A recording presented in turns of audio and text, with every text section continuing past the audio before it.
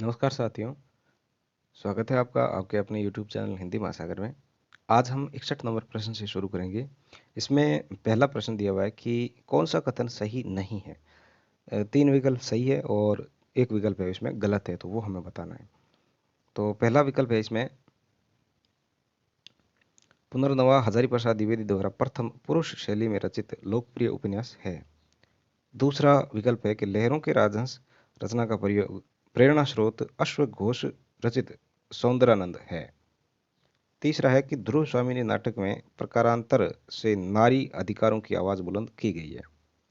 और चौथा विकल्प इसमें दिया हुआ है कि तुलसीदास में जो तुलसीदास रचना है निराला की, इसमें उन्होंने विदेशी संस्कृति पर भारतीय संस्कृति की विजय को प्रतिष्ठापित किया है। तो क्या हो जाएगा इसका उत्तर? इसका उत्तर है वो एक नंबर विकल्प हो जाएगा, क्योंकि पुनर्नवा हजारीप्रसाद द्विवेदी द्वारा प्रथम पुरुष शैली में रचित लोकप्रिय उपन्यास नहीं माना जाता है। तो आज का आपका ये प्रश्न है कि आप ये बताएंगे कि प्रथम पुरुष शैली में रचित लोकप्रिय उपन्यास कौन सा है। इसका उत्तर आपको कमेंट बॉक्स में कमेंट करके बताना है। बाकी जो सारे विकल्प है, जैसे लहरों का राजहंस है, इसका प्रेरणा स्रोत है वो अश्वघोष रचित सौंदरानंद माना जाता है, और ये लहरों का राजहंस है वो मोहन राकेश का नाटक माना जाता है। मोहन राकेश का नाटक माना जाता है। और उसके बाद में ध्रुव स्वामी नाटक है, ये जयशंकर प्रसाद का माना जाता है। ये बात भी इसमें सही है और बाकी इसमें सही है। अगला जो प्रश्न है इसमें कि इन रचनाओं को रचनाकारों के साथ सुमेलित कीजिए। तो रचना है वो रचनाकारों के साथ है वो सुमेलित करनी है। तो इसमें पहली अगर रचना देखें कि रस सिद्धांत रचना है वो किसकी है, तो वो नगेंद्र की रचना मानी जाती है। तो ए का 2 नंबर हो जाएगा। संस्कृति के 4 अध्याय ये दिनकर की रचना मानी जाती है। भाषा और समाज ये जो रचना है वो रामविलास शर्मा की रचना मानी जाती है। और दूसरी परंपरा की खोज ये नाम और सिंह की रचना मानी जाती है। तो ये इस प्रश्न का हम देखें मिलान करके, तो इसका सही उत्तर क्या हो जाएगा? ए का दो केवल 1 नंबर में आया हुआ है। तो ये जो प्रश्न होते हैं बहुत आसान होते हैं, क्योंकि एक में अगर इसमें मिल जाता है तो लगभग सारा प्रश्न है वो क्लियर हो जाता है। तो ए का 2 आने से ये इसका सही उत्तर हो जाएगा। चलिए अगला जो प्रश्न है आज का 63 नंबर प्रश्न, कि निम्नलिखित रचनाओं को संबंधित विधाओं के साथ सुमेलित करते हुए सही विकल्प का चयन करना है। यानी यह जो रचना दी हुई है, इसमें जो रचना है उसमें विधाएं बतानी है कि कौन सी रचना किस विधा की रचना है। तो क्या भूलूं क्या याद करूं, ये जो रचना है ये आत्मकथा मानी जाती है। क्या मानी जाती है? आत्मकथा मानी जाती है। सौंदर्य की नदी नर्मदा, ये जो रचना है ये यात्रा वृत्तांत माना जाता है अमृतलाल बेगड़ का। किसका माना जाता है? अमृतलाल बेगड़ का यात्रा वृत्तांत माना जाता है। जबकि क्या भूलूं क्या याद करूं ये हरिवंश राय बच्चन का आत्मकथा मानी जाती है। रंगई राघव एक अंतरंग परिचय, रंगई राघव एक अंतरंग परिचय ये जो है वो जीवनी मानी जाती है। और ये रंगई राघव की जीवनी है, और इसको लिखा था उसकी पत्नी, रंगई राघव जी की पत्नी सुलोचना राघव। नाम था सुलोचना राघव। इन्होंने ये जीवनी है वो रंगई राघव से जीवन संबंधित है वो जीवनी लिखी थी। और क्षण बोले कण मुस्काए ये जो है वो रिपोर्ताज माना जाता है। और ये जो है कन्हैयालाल मिश्र प्रभाकर की रचना मानी जाती है। ये कन्हैयालाल मिश्र प्रभाकर की रचना मानी जाती है। तो इस हिसाब से हमें याद मिलान करें अगर, तो ए का दो किसी में दो में आया हुआ है, ठीक है। बी का एक है, बी का एक में ही आया हुआ है, तो ये इस प्रश्न का उत्तर हो जाएगा 3 नंबर विकल्प। अब इसमें अगर हम बात करें तो एक चीज़ जो है वो मुझे मेरा जी कर रहा है कि मैं वो आपसे साझा कर दूं। हरिवंश राय जो बच्चन जी थे, उन्होंने अपनी आत्मकथा है वो 4 भागों में विभाजित की थी। कितने भागों में? 4 भागों में विभाजित की थी। और इसको अगर हम याद करें तो एक छोटी सी ट्रिक है, उसके माध्यम से आप याद कर सकते हैं। चाहे तो आप उस ट्रिक को याद करें, चाहे तो ना करें, लेकिन मेरे विचार से अगर इसको याद कर लोगे तो वो चारों जो आत्मकथाएं हैं वो आपको याद है वो हो जाएगी स्वतः। 4 भागों में बांटा था, तो उसकी एक ट्रिक अगर देखें तो ये बनती है कि क्या नीड़ का बसेरा 10 द्वार दूर है। एक कोई व्यक्ति पूछ रहा है, किससे? हरिवंश राय बच्चन जी से पूछ रहे हैं कि क्या नीड़ का बसेरा 10 द्वार दूर है। बस जिसके नीचे मैंने अंडरलाइन किया है उसको आप अंडरलाइन कर लीजिए और इन्हीं से आपकी ये चारों रचना है वो बनेगी। क्या से हो जाएगा? क्या भूलूं क्या याद करूं। क्या भूलूं क्या याद करूं, इसका जो रचना काल है वो 1969 ईस्वी माना जाता है। उसके बाद में नीड़, क्या नीड़ का बसेरा 10 द्वार दूर है। नीड़ का मतलब होता है घोंसला। तो दूसरा व्यक्ति पूछ रहा है बच्चन जी से कि क्या ये घोंसले का जो बसेरा है वो 10 यहाँ से 10 द्वार दूर है। तो ये चीज़ है वो इसमें पूछता है। तो ऐसी थोड़ी सी ट्रिक बना करके हम इसको याद करेंगे। तो यहाँ जो है नीड़ है, तो नीड़ का हो गया, नीड़ का निर्माण फिर से, नीड़ का निर्माण फिर से।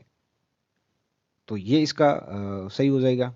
उसके बाद में है बसेरा, तो बसेरे से दूर, ये हो जाएगा बसेरे से दूर। तो नीड़ का निर्माण फिर से, ये 1970 ईस्वी की रचना मानी जाती है, 1970 ईस्वी की रचना मानी जाती है। और बसेरे से दूर ये 1978 ईस्वी की रचना मानी जाती है। और 10 द्वार से हो जाएगा, 10 द्वार से सोपान तक, ये इसका पूरा नाम हो जाएगा। और ये 1985 ईस्वी की रचना मानी जाती है। ये क्रम से भी है और एक छोटी सी ट्रिक भी है, इसके माध्यम से आप इसको याद कर सकते हैं, आसानी से याद रख सकते हैं। चलिए अगला जो प्रश्न है, तो इस प्रश्न का उत्तर तो हमने देख लिया। अगला जो 64 नंबर प्रश्न है, उसका अगर हम बात उसकी अगर हम बात करें तो रचनाकारों और रचनाओं से संबंधित है, वो मिलान करना है। निर्मला जो रचना है वो प्रेमचंद की मानी जाती है। मिलन यामिनी हरिवंश राय बच्चन की रचना मानी जाती है। नाटक जारी है ये लीलाधर जग्गुड़ी का रचना मानी जाती है। और द्वंद्व गीत ये दिनकर की रचना मानी जाती है। तो डी का 4 है इसमें, कि यहाँ पे है 2 में दिया हुआ है। ए का तीन केवल एक में दिया हुआ है, तो ये 4 नंबर विकल्प इसका सही उत्तर हो जाएगा। ये 64 हो गया। 65 नंबर जो प्रश्न है उसमें दिया हुआ है कि किस कवि का संबंध तीसरा सप्तक से है। यानी तीसरा जो सप्तक है उससे संबंधित कौन से कवि का संबंध है। तो देखिए सप्तकों के बारे में हमने एक वीडियो था उसमें हमने डिटेल में बात कर ली है। उसके अलावा अगर हम शॉर्ट में बात करें तो तार सप्तक है वो अज्ञे द्वारा संपादित 1943 में एक पत्र था, जिसमें प्रत्येक में 7 कवियों का संकलन किया गया था। तो पहला जो था उसको कहते हैं तार सप्तक। दूसरा जो था वो 1951 ईस्वी का था, उसको बोलते हैं दूसरा सप्तक। दूसरा सप्तक, नामों को लेकर के भी प्रश्न पूछा जाता है, आ जाए कि पहला तार सप्तक, तो वो गलत होगा। पहले जो सप्तक है उसको केवल तार सप्तक कहते हैं। और दूसरा सप्तक तो इसको ये नहीं कहेंगे दूसरा तार सप्तक, नहीं, केवल नाम है दूसरा सप्तक। तीसरा जो है वो 1959 ईस्वी का है, ये है तीसरा सप्तक। और चौथा जो है वो 1979 ईस्वी का है, 79 का। तो ये जो इसमें दिया हुआ है कि कौन सा कवि है वो तीसरे सप्तक से है, तो तीसरे सप्तक के लिए हमने एक ट्रिक बनाई थी, कुक्के विस्की मदन पर, मदन पर। तो कुके से हो जाएगा, कु से हो जाएगा कुंवर नारायण, के से हो जाएगा केदारनाथ सिंह, वी से हो जाएगा विजय देवनारायण शाही, स से हो जाएगा सर्वेश्वर दयाल सक्सेना, की से कीर्ति चौधरी, मदन से मदन वात्स्यायन और पर से प्रयाग नारायण त्रिपाठी। तो इसमें अगर हम देखें तो इस ट्रिक के माध्यम से कौन सा नाम हमें इसमें दिख रहा है, इसमें सर्वेश्वर दयाल सक्सेना है, ये तीसरे सप्तक के कवि माने जाते हैं। रघुवीर शाह ये दूसरे सप्तक के कवि माने जाते हैं, जिसमें हमने धन शब शहर नाम से याद किया था। स्वदेश भारतीय ये चौथे सप्तक के कवि माने जाते हैं। और गिरिजा कुमार माथुर है ये तार सप्तक के कवि माने जाते हैं। तो ये चीज़ हमने इसमें देखी है। अगला जो प्रश्न है इसमें दिया हुआ है कि 66 नंबर प्रश्न, कि समकालीन महिला रचनाकारों और उनकी रचनाओं से संबंधित कौन सा विकल्प है सुमेलित नहीं है। सुमेलित नहीं है वो हमें बताना है। तो प्रभा खेतान, अहल्या, कात्यायनी गलत पते की चिट्ठी, अनामिका खुरदरी हथेलियाँ, अजंता देव राख का किला। तो क्या हो जाएगा इसका उत्तर? इसका उत्तर हो जाएगा विकल्प नंबर 2, यानी जो गलत पते की चिट्ठी है, ये कात्यायन के नया होकर के ये अनामिका की ही रचना मानी जाती है। किसकी? अनामिका की ही रचना मानी गई है। तो ये इस प्रश्न का उत्तर हो जाएगा 2 नंबर ऑप्शन। प्रकाशन वर्ष की दृष्टि से हमें दिनकर की जो रचनाएं हैं उनके बारे में बात है वो करनी है, और सही क्रम है वो कौन सा है वो हमें चयन करना है। तो देखिए इसके इनके जो काव्य कृतियाँ हैं, इनकी जो काव्य कृतियाँ हैं उनको याद करने के लिए शुरू के कुछ काव्य रचना है उनका हमें ट्रिक के माध्यम से याद होना जरूरी है। तो वो अगर हम याद कर लेते हैं तो मैं मानता हूँ कि प्रश्न गलत होने के चांस बहुत कम हो जाते हैं। तो एक छोटी सी ट्रिक है मेरे पास, मैं साझा करना चाहूँगा। अगर आपको अच्छी लगे तो आप याद कीजिए, नहीं तो कोई जोर ज़बरदस्ती नहीं है, आप अपने हिसाब से अपनी ट्रिक बना करके किसी भी तरीके से याद है वो कर सकते हैं। तो इसमें एक ट्रिक आती है कि रेणु की हुंकार से, रेणु की हुंकार से रस का द्वंद्व यशोधरा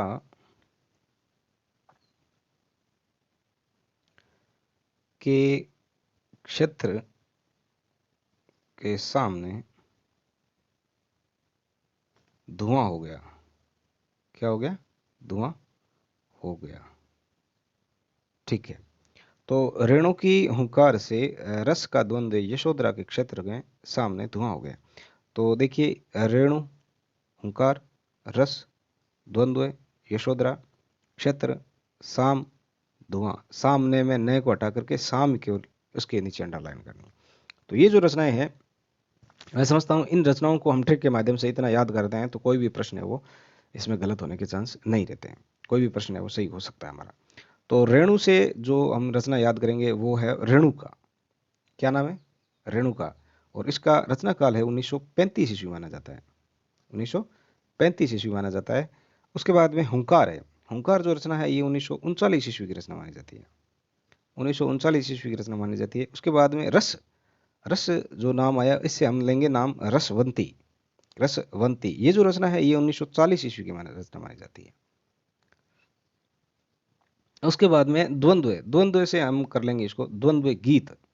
द्वंद्व गीत ये भी 1940 ईस्वी की रचना मानी जाती है। यशोधरा, यशोधरा जो रचना है ये 1946 ईस्वी की रचना मानी जाती है। 1946 की रचना मानी जाती है। क्षेत्र से आप याद कर लेंगे कुरुक्षेत्र।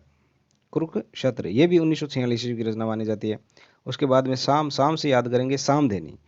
तो स से साम और स से ही 47, स से साम और स से 47, तो ये 1947 ईस्वी की रचना मानी जाती है। और धुआं जो नाम है इसमें हम याद कर लेंगे धूप और धुआं। धूप और धुआं जो रचना है ये 1951 ईस्वी की रचना मानी गई है। 1951 ईस्वी की रचना मानी गई है। तो देखिए हमने ये ट्रिक के माध्यम से कुछ महत्वपूर्ण रचनाएं जो शुरू की रचना है वो याद की है। ठीक है। तो देखें इस ट्रिक के माध्यम से हम वो जो प्रश्न है इसको हल कर पाते हैं क्या। देखिए रश्मि रथी हमने नहीं पढ़ा, रेणुका नहीं पढ़ा, सामदेनी और उर्वशी, रेणुका पढ़ा है, सामदेनी पढ़ा है और उर्वशी नहीं पढ़ा है, यानी रश्मति और उर्वशी इनको हमने नहीं पढ़ा है। तो ये चीज तय है कि रेणुका ही, इनकी हमने जो पढ़ा था कि रेणुका ही पहली रचना आती है इन चारों में। तो ये चीज हम देख लेंगे कि रेणुका जिस विकल्प में है वो विकल्प सही रहेंगे और बाकी है वो उनको कट कर देंगे, तो ये दोनों तो कट हो ही जाएंगे। अब रेणुका हमने पहली पढ़ी थी। रेणुका के बाद में एक रचना तो है इसमें जो हमने ट्रिक में पढ़ी थी, बाकी तो नहीं पढ़ी थी। इसका मतलब यह है कि वो रचना इन दोनों रचनाओं से पहले आएगी। तो सामदेनी को हमने 47 में पढ़ा था और रेणुका को 35 में पढ़ा था। तो रेणुका 35, सामदेनी 47, और उसके बाद में जो विकल्प आता है वो रचनाएं आती है वो क्रम से हो जाएगी। तो इस प्रश्न का उत्तर है वो क्या हो जाएगा, 3 नंबर विकल्प हो जाएगा। क्योंकि हमने रेणुका, रेणुका के बाद बहुत सारी रचनाएं पढ़ी थी लेकिन सामदानी से पहले इन रचनाओं को नहीं पढ़ा था। तो रेणुका के बाद में सामदानी आ जाएगी और सामदानी के बाद में रश्मि रथी और ये उर्वशी हो जाएगी। रश्मि रथा की अगर हम बात करें रचना की, तो ये जो रचना है इसका रचना काल 1952 ईस्वी माना जाता है। और उर्वशी जो रचना है ये 1961 ईस्वी की रचना मानी जाती है। तो ये चीजें हमें ध्यान रखनी है। तो इस तरीके से हम इसको है वो याद कर लेंगे, तो ये इस प्रश्न का उत्तर हो जाएगा, रेणुका सामदेनी रश्मिरथी उर्वशी। अगला प्रश्न है पंत जी से संबंधित, इनका रचनाओं का सही क्रम हमें बताना है। सुमित्र नंदन पंत, तो उनको अगर हम देखें तो पंत जी की जो रचनाएं है वो 4 भागों में बंटी हुई होती है। पंत जी की जो रचनाएं है वो 4 भागों में बंटी हुई होती है। 4 भागों में बंटी हुई होने के कारण इनको हम उन 4 भागों में ही याद करें तो बेहतर रहेगा, बजाय की ट्रिक से। तो पहली जो उसमें भाग आता है वो छायावादी रचनाएं आती हैं, दूसरी जो रचनाएं आती है वो प्रगतिवादी रचनाएं आती हैं, तीसरी जो रचनाएं आती हैं उसमें अंतश्चेतनावादी रचना मानी जाती है, और चौथी जो रचनाएं होती है वो नव मानवतावादी रचनाएं मानी जाती है। तो हम इसको अगर याद करें तो जैसे इसकी कोई ट्रिक नहीं बना रखी है, आप इस किस तरीके से याद करते हैं देख लीजिए। इसमें जैसे ग्रंथि जो रचना है ये छायावादी रचना मानी जाती है और ये सबसे पहली रचना मानी जाती है, तो ये जो गलत हो ही जाएंगे, क्योंकि ये जो युगवाणी ये जो रचना है ये प्रगतिवादी रचना मानी जाती है। तो ग्रंथि चूंकि छायावाद की रचना है तो ये 2 विकल्प तो सही हो जाएंगे, 2 विकल्प कट हो जाएंगे, तो 2 विकल्प अपने पास बचते हैं। उसके बाद में जो स्वर्ण किरण है, हम जानते हैं कि स्वर्ण किरण और उसके अलावा एक स्वर्ण धूलि भी नाम आता है, ये दोनों रचनाएं है वो अंतश्चेतनवादी रचना के अंतर्गत आती है। तो अंतश्चेतनावादी जो रचनाएं हैं वो बाद की लिखी हुई है, बजाय की प्रगतिवाद, यानी प्रगतिवाद के बाद की रचनाएं मानी जाती है। तो ये 1947 ईस्वी की रचना मानी जाती है, ये 1947 ईस्वी की रचना मानी जाती है, जबकि युगवाणी जो रचना है ये 1939 ईस्वी की रचना मानी जाती है। कब की? 1939 ईस्वी की। तो ये तय हो गया कि युगवाणी है वो स्वर्ण किरण से पहले आएगी, तो युगवाणी आ गई, स्वर्ण किरण आ गया, और चिदम्बरा ये 1959 ईस्वी की रचना मानी जाती है। तो ये इसका उत्तर क्या हो जाएगा? 2 नंबर विकल्प है वो इसका उत्तर हो जाएगा, ग्रंथि, युगवाणी, स्वर्ण किरण, चिदम्बरा, 20, 39, 47 और 59। तो इस तरीके से हम इसको याद कर सकते हैं। पंत की जो रचनाएं हैं इनमें छायावादी रचनाएं, प्रगतिवादी रचनाएं मिक्स करके दे देते हैं, तो उस तरीके से हम याद रखना है। इससे पहले उच्छ्वास रचना है वो भी 1920 की रचना मानी जाती है, पंत जी की। वीणा है वो 1927 ईस्वी की रचना मानी जाती है, पल्लव 1928 की, और गुंजन 1932 ईस्वी की रचना मानी जाती है। और प्रगतिवादी की इनकी 3 रचनाएं महत्वपूर्ण हैं। एक तो आती है आपके ग्राम्या, ग्राम्या, और एक आती है युगवाणी, और एक है युगांत। युगांत जो रचना है ये 1936 ईस्वी की रचना मानी जाती है, और इसमें कहते हैं छायावाद का अंत होता है युगांत में। और युगवाणी जो रचना है ये 1939 ईस्वी की रचना है, और ग्राम्य जो है ये 1940 ईस्वी की रचना मानी गई है। और अंतश्चेतनावादी जो रचना है उनमें स्वर्ण किरण और स्वर्ण धुली ये दोनों 47 ईस्वी की रचना मानी जाती है, और युगपथ जो है ये 1949 ईस्वी की रचना मानी गई है। और फिर ये कला और बूढ़ा चांद है, ये चिदम्बरा है, ये सारी जो रचनाएं हैं ये नव मानवतावादी रचनाएं मानी गई है। तो इन्होंने जो 4 भागों में रचनाओं को बांटा है, तो चारों भागों से रचनाएं है उनकी पूछी जाती है। तो ये इस प्रश्न का उत्तर हो जाएगा। अगला जो प्रश्न है इसमें दिया हुआ है कि प्रसाद के निम्नलिखित रचनाओं का सही क्रम हमें बताना है। प्रसाद के निम्नलिखित रचनाओं का सही क्रम हमें बताना है। तो इनकी ट्रिक है नहीं बनाई हुई, लेकिन चूंकि ये जो प्रश्न है वो सारे मिक्स है, कहानी संग्रहों से भी पूछा है, नाटक से भी पूछा है, काव्य संग्रह जो है महाकाव्य उससे भी प्रश्न पूछा, तो इसके इनके सन एवं में मुख्य जबानी याद होने जरूरी है। प्रसाद जी के नाटक और उनकी जो महत्वपूर्ण रचनाएं उनके तो हमें याद होने ही चाहिए। तो आंसू जो रचना है प्रसाद जी की, आंसू जो रचना है ये 1925 ईस्वी का माना जाता है, 1925। ध्रुव स्वामिनी 1933, स्कंदगुप्त 1928, कामायनी 1935। तो देखिए 25, 28, 33, 35, 25, 28, 33, 35 ये इस प्रश्न का उत्तर हो जाएगा। 3 नंबर विकल्प जो है ये इस प्रश्न का उत्तर हो जाएगा, आंसू, स्कंदगुप्त, ध्रुव स्वामिनी और कामायनी। इसमें अगर हम बात करें जयशंकर प्रसाद के, तो प्रसाद जी के 5 कहानी संग्रह माने गए हैं। कितने? 5 कहानी संग्रह माने गए हैं, जिसकी एक छोटी सी ट्रिक है, उसके माध्यम से आप अगर याद करना चाहें तो याद कर सकते हैं। हमने इसको इस तरीके से याद किया है कि छाया पर वो नहीं करना, ये करना। चले, छाया पर आकाश की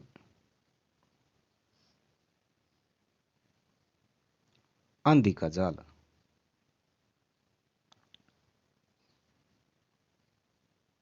छाया पर आकाश की आंधी का जाल, तो छाया पर आकाश, आंधी और जाल। तो छाया से हो जाएगा केवल छाया। ये जो रचना है, ये जो कहानी संग्रह 1912 ईस्वी की रचना है। पर से हो जाएगा प्रतिध्वनि। क्या हो जाएगा? प्रतिध्वनि। तो ये 26 ईस्वी का कहानी संग्रह माना गया है। आकाश से हो जाएगा आकाशदीप। आकाशदीप ये 1928 ईस्वी का कहानी संग्रह माना गया है। आंधी से हो जाएगा आंधी, और ये 1931 ईस्वी का इनका कहानी संग्रह माना गया है। जाल से हो जाएगा इंद्रजाल, और इंद्रजाल है ये 1936 ईस्वी का कहानी संग्रह माना गया है। तो इनको लेकर के क्रम के माध्यम से भी प्रश्न पूछा जा सकता है, और सन के माध्यम से किसी भी प्रश्न है वो पूछा जा सकता है। तो ये इसको हम याद रख सकते हैं। छाया पर आकाश की आंधी का जाल। चलिए, आज का अंतिम प्रश्न है इसमें कि प्रकाशन वर्ष की दृष्टि से अज्ञेय की इन रचनाओं का सही क्रम कौन सा है, वो हमें बताना है। तो अज्ञेय की जो रचना है, जैसा कि हमने दिनकर जी रचना वो पढ़ा था एक ट्रिक के माध्यम से, तो इनको भी छोटी सी एक ट्रिक के माध्यम से हम पढ़ सकते हैं। और मैं समझता हूँ कि उस ट्रिक को याद करने के बाद में अमूमन आपका प्रश्न है वो सही हो जाएगा। एक ट्रिक है, इसमें दिया है कि भग्न भग्न की चिंता में इत्यहरी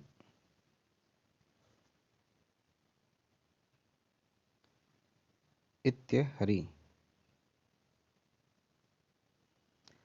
बावला हो गया। क्या हो गया? बावला हो गया। तो देखिए, हम इस ट्रिक के माध्यम से शुरू की कुछ रचनाएं हैं उनको याद कर सकते हैं। भग्न की चिंता, भग्न की चिंता से या चिंता में, भग्न की चिंता में इत्य हरि बावला हो गया। तो जो जो मैंने ट्रिक अंडरलाइन किया है उसको हम अंडरलाइन कर लेंगे, उनको याद कर लेंगे। जैसे भग्न से हो जाएगा भग्नदूत। क्या हो जाएगा? भग्नदूत। ये जो रचना है 1933 ईस्वी की रचना मानी जाती है। चिंता, केवल चिंता है, तो ये चिंता रचना है, ये 1942 ईस्वी की रचना इनकी मानी जाती है। इत्य से हो जाएगा इत्यलम। क्या हो जाएगा? इत्यलम। ये 1946 ईस्वी की रचना मानी जाती है। हरि से हो जाएगा हरी घास पर क्षण भर। ये 1949 ईस्वी का हो जाएगा। और बावला से आपको यहाँ रखना है कि बावे रा या बावला, कैसे भी आप याद कर सकते हैं इसको। बावरा अहेरी, ये 1954 ईस्वी की रचना मानी जाती है। तो मैं समझता हूँ कि इतनी सी ट्रिक अगर हम याद करते हैं और उसके बाद में कुछ जो रचनाएं होती है महत्वपूर्ण, उनको अब अलग से याद कर सकते हैं, तो क्रम से जो प्रश्न पूछा जाएगा मेरे विचार से वो प्रश्न आपके गलत नहीं होगा। तो इस ट्रिक के माध्यम से देखते हैं कि क्या वो प्रश्न हम हल कर पाते हैं। और ये ट्रिक मैंने कोई इस प्रश्न को देख करके नहीं बनाई, ये पहले ही बनाई हुई थी। प्रकाशन वर्ष की दृष्टि से अज्ञेय की इन रचनाओं का सही क्रम कौन सा है? तो हमने क्या पढ़ा था? भग्न की चिंता में। तो हमें तो पहले देखना है कि भग्न कहीं आ रहा है क्या, नहीं आ रहा है। चिंता आ रहा है, नहीं आ रहा है। उसके बाद में भग्न की चिंता में इत्यहरी, इत्य से क्या होता है? इत्यलम। तो ये चीज तय है कि इत्यलम से पहले यहाँ कोई रचना नहीं आएगी, क्योंकि भग्न चिंता दोनों ही नहीं है। तो इत्यलम इन दो विकल्प में है, तो ये दो विकल्प हमारे पास बचते हैं, ये दोनों तो खारिज हो ही जाते हैं, ये दोनों गलत हो गए। फिर इत्यलम के बाद हमने क्या पढ़ा था? इत्यहरी। हरि से क्या था? हरी घास पर क्षण भर। हरी घास पर क्षण भर, और बावला हो गया। तो बावला तो ये बाद में आएगा, जबकि हरी घास पर पहले आएगा। तो इत्यलम, हरी घास पर क्षण भर, बावरा अहेरी और आंगन के पार द्वार। आंगन के पार द्वार जो रचना है, ये इसको भी महत्वपूर्ण आप कर लीजिए, ये 1961 ईस्वी की रचना मानी जाती है। तो इसको जो महत्वपूर्ण रचना है उनको तो अब देखिए अलग से याद करना ही पड़ेगा। तो ये चीज़ है वो हमने इसमें कर ली। तो ये इस प्रश्न का उत्तर हो जाएगा 4 नंबर विकल्प। तो इसमें आज हमने 10 प्रश्न है वो पढ़े। आपको वीडियो कैसा लगा ज़रूर है वो अपनी राय कमेंट बॉक्स में कमेंट करिए। और ज़्यादा से ज़्यादा शेयर करिए, लाइक करिए और अगर पहली बार बता रहे हैं तो चैनल को सब्सक्राइब कर लीजिए। मिलते हैं अगले वीडियो में, तब तक के लिए नमस्कार, जय हिंद।